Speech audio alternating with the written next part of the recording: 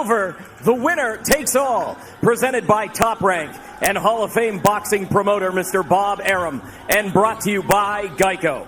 Our judges at ringside, Tim Cheatham, Julie Letterman, and Steve Weisfeld. And the man in charge at the sound of the bell, Mr. Russell Mora. And now, to the millions watching around the world on ESPN and ESPN+. This is boxing. This is Top Rank. And this is the main event.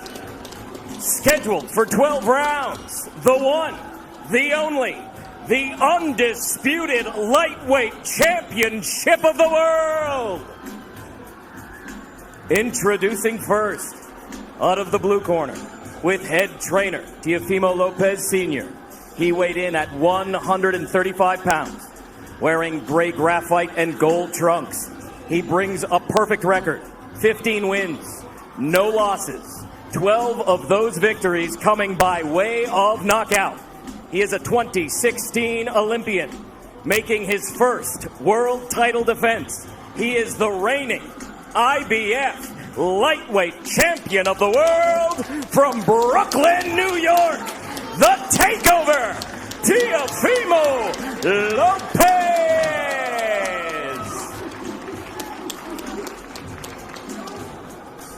Across the ring in the red corner, with head trainer Vasyl Lomachenko. He weighed in at 135 pounds, wearing black trunks with green trim. He brings a record of 14 wins with only one defeat, 10 victories coming by way of knockout. He is a two-time Olympic gold medalist, a former featherweight world champion, a former junior lightweight world champion, making his fourth lightweight world title defense, considered by many as the pound-for-pound king. He is the current WBO, WBA, WBC franchise, and Ring Magazine unified lightweight champion of the world from Ackerman, Ukraine, Vasyl Lomachenko!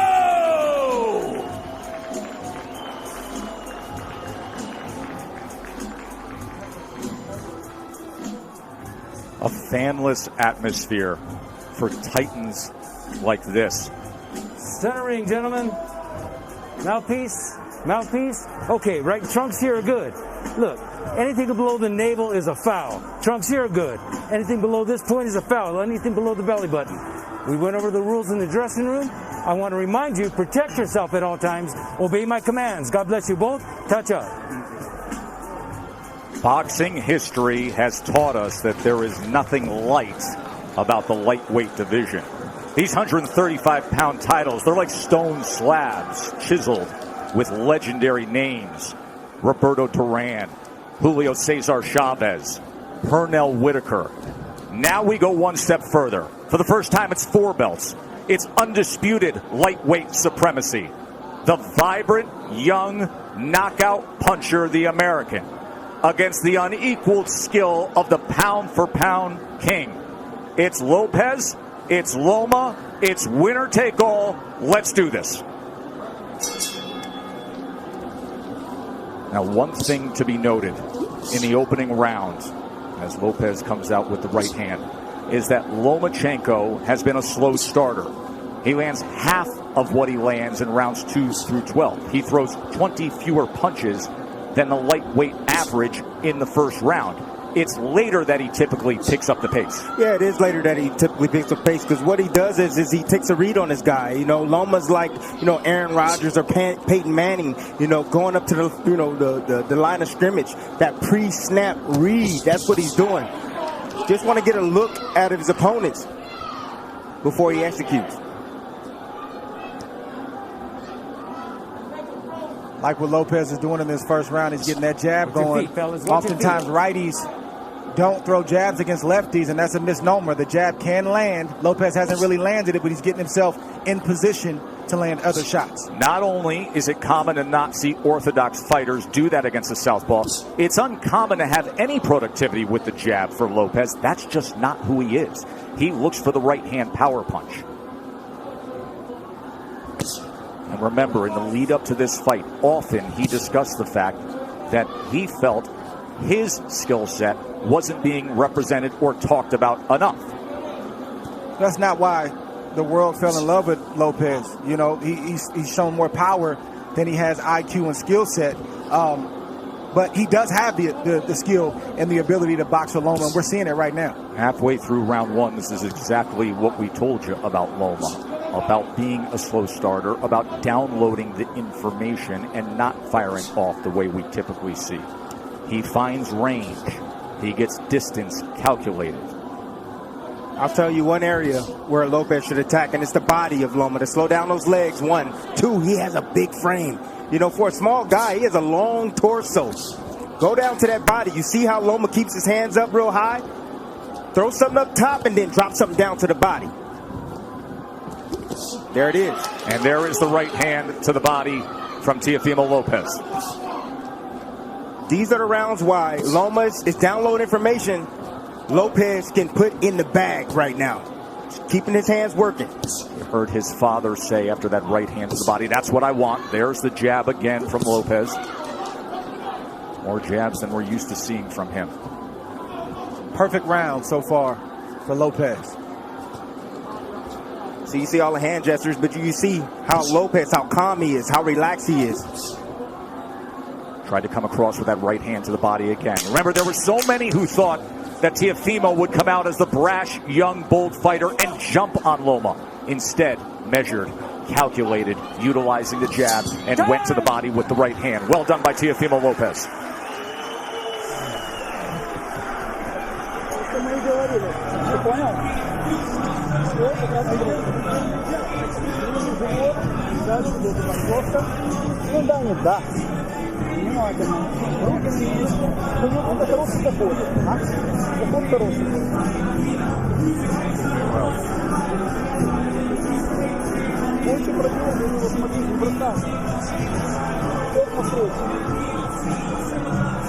You want?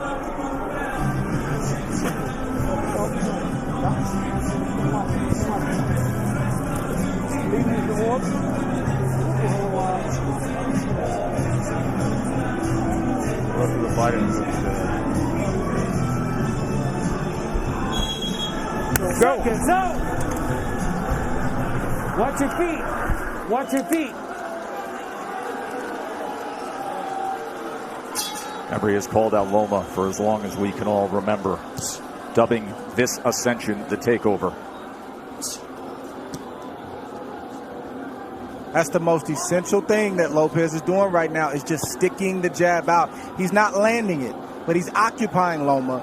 He's not allowing Loma to get comfortable or to be able to gauge his range. And in the meantime, he's flicking jabs out, and he's landing that straight right to the body.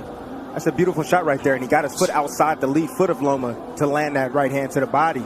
But what I like about what Lopez is doing is he is shooting the jab, but he's staying inside to land his jab. We don't talk about this often, but if you move to your right, you're able to find the angle with your jab a lot easier than moving left. Goes to the body again, and then a right hand comes in from Teófimo López. Yeah, you see that power, and you see Loma respecting that power. He felt it already. So the body work continued, and then all of a sudden Lopez goes up top with a right hand.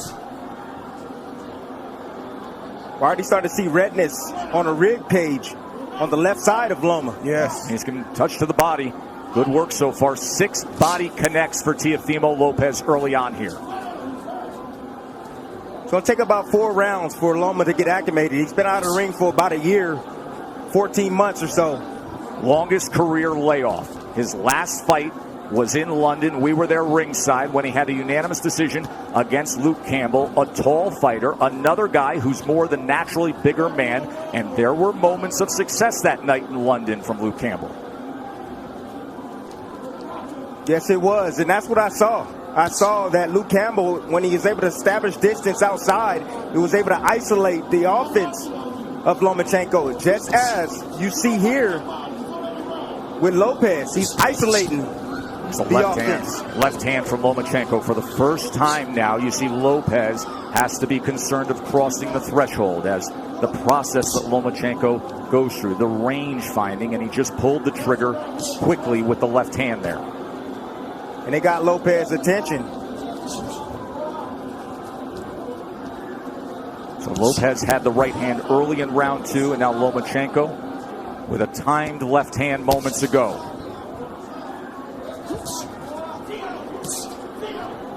It's a high level of skill. Yes, it is. From both fighters on display right now. And you may say, well, how is that possible for Lomachenko? It's because you got to watch the indirect attacks, the feints of foot, the feints of hands, and all of the positioning that he's doing before he even lets a shot go. He makes you work even if he's not throwing punches. He's so angular, all the movement. Ooh. It can be exhausting. Good exchange, got to him.